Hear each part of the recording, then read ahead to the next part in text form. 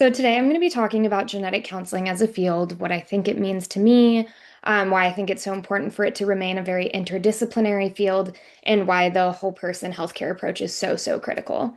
So just to start out, I think that genetic counseling is a healthcare profession that basically involves understanding genetic basis of disease, assessing the risk for genetic inherited conditions, and then basically navigating what all of that means for individuals and families. It's really important in this field to translate complex medical information and things that just looks like jargon maybe into something that patients can understand and comprehend.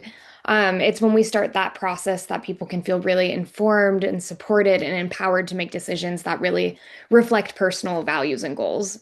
So it's not just about explaining DNA or test results, even though that's a big part of it, but it's really about guiding someone through something that can be potentially really life-changing and doing that with compassion and with care. So I really think collaboration is a huge part of this because genetics intersects with pretty much every part of medicine.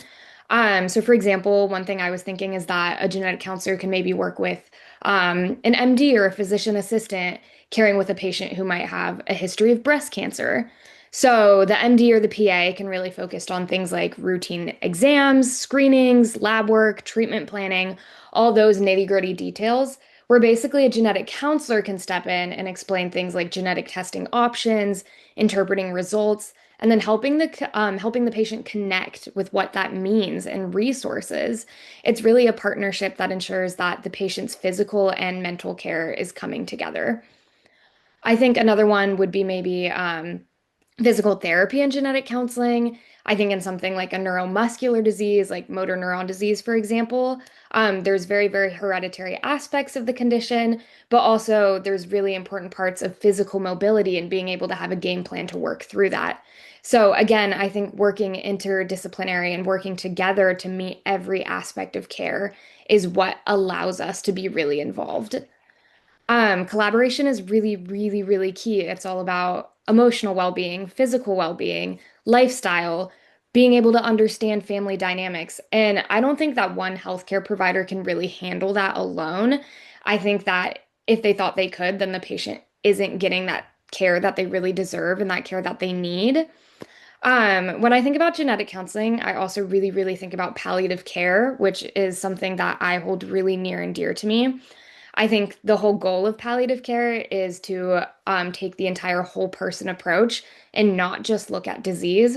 And there's also a really huge misconception about palliative care that it's only for end of life or really advanced terminal illness.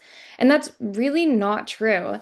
It's about meeting physical comfort, emotional needs, social support, and just quality of life in general. And I think that genetic counseling also encompasses all of these values, and that's why it's such an important and critical field.